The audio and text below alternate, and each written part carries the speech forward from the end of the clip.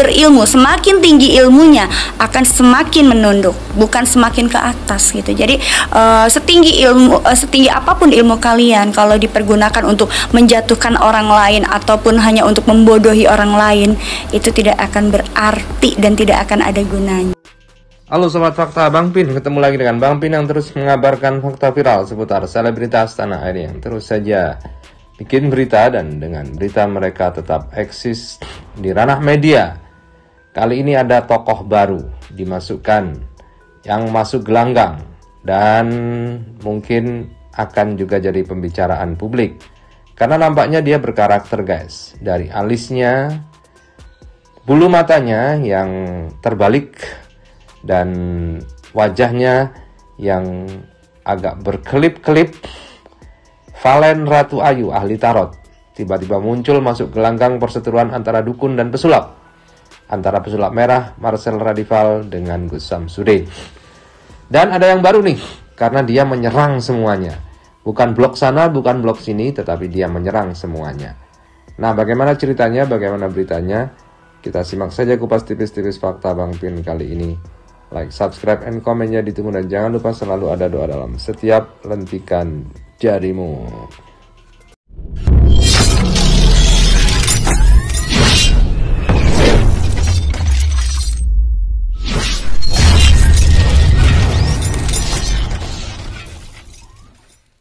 Dari pesulap merah sendiri kan dulu pernah ada cerita beliau itu pengen jadi muridnya Gus Samsudin, tapi pernah ada penolakan kan. Nah, ini sebenarnya yang seperti aku bilang tadi, ini adalah pembodohan untuk mereka sendiri. Nah, inilah guys komentar dari Valen Ratu Ayu. Dia mengungkap fakta pesulap merah pernah ditolak menjadi muridnya Gus Samsudin. Apakah benar demikian? Ngarang dari mana nih? Mungkin jurusannya pernah mengarang bahasa Indonesia, jadi pinter ngarang guys, Valen Ratu Ayu ini. Dan dia juga lain daripada yang lain, tidak berada di satu blok pesulap atau bloknya Gus Samsudin, tetapi dia menyerang keduanya. Kalau menurut istilah nggak nanggung-nanggung nih, kalau mau pansos langsung saja serang keduanya secara membabi buta dengan mengatakan bahwa pesulap merah pernah ditolak jadi murid Samsudin. Nolak dari mana guys? Sama aja mereka menelanjangi kebodohan mereka sendiri di publik dan mereka merasa bangga. Nah, ini yang hati-hati ya. Artinya di sini aku bilang mereka itu sebenarnya sedang mengadakan yang namanya memberikan edukasi kepada orang lain, tapi tujuan edukasi tersebut untuk kepentingan dia sendiri dan untuk menyombongkan diri dia sendiri. Nah, ngomongnya juga nggak jelas guys, tetapi nampaknya ini tidak akan berumur lama pansosnya karena tidak begitu punya potensi untuk menghibur. Tidak seperti Firdaus yang sangat atraktif dan sangat dramatically untuk hadir di ruang publik, seperti juga Gus Irfan dan Jindan serta Mas Raka yang punya karakter sendiri. Nampaknya dengan cara menyerang keduanya tidak akan lama untuk menjadi pansos. Kurang berani, Mbak. Nah, menurut aku ini hal yang tidak baik sih sebenarnya ya kan. Kalaupun misalnya punya dendam pribadi, tidak harus menjatuhkan orang lain. Dan begitu juga kepada beliau ya yang bersangkutan, seorang Gus ya, sebagaimana sebutan Gus itu kan artinya alim ulama. Nah, ini juga salah. Gus itu bukan alim ulama, Mbak. Gus itu artinya kakak dari bahasa Jawa Timur, kakak atau mas. Tetapi biasanya memang disematkan kepada anak kiai, dan itu oleh santri-santrinya dipanggil Gus atau Mas. Dan tidak ada hubungannya Gus dengan alim ulama. Artinya Gus bukan alim ulama. Alim ulama itu biasanya kiai, itu alim ulama. Dan Gus Samsudin juga bukan anak kiai. Jadi memang Gus Samsudin itu dipanggil Mas, jadi nggak ada hubungannya dengan alim.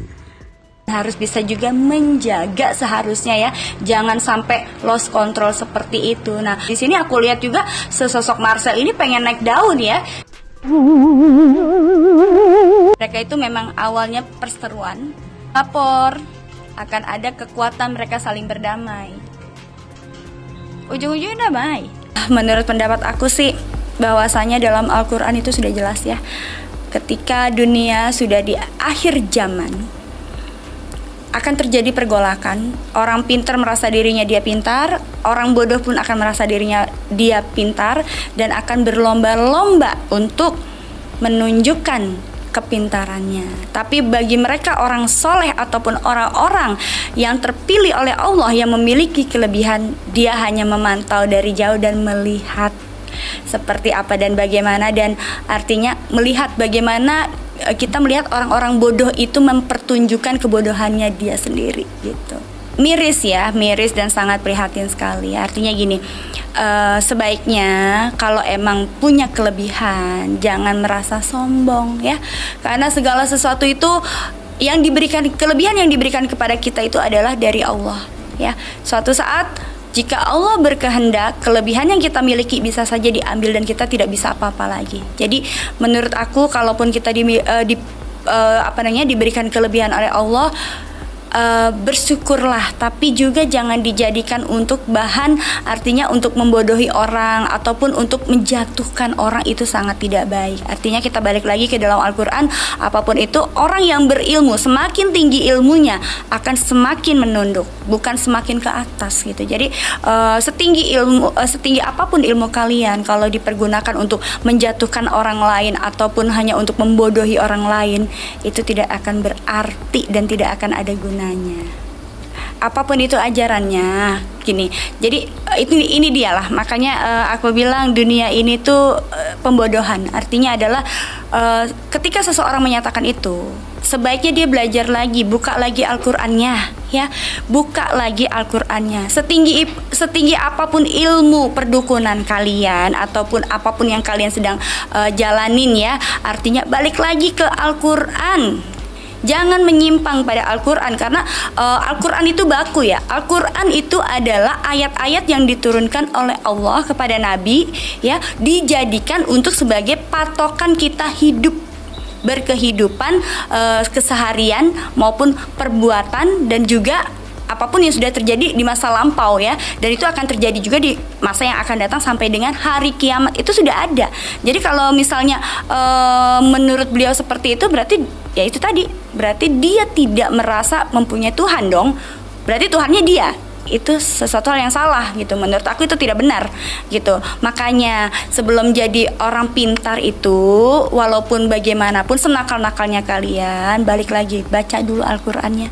Kan sudah ada hadis di dalam Al-Qur'an, itu sudah jelas bahwasanya iblis itu akan terus menggoda ya umat manusia dan keturunan Nabi Muhammad ya.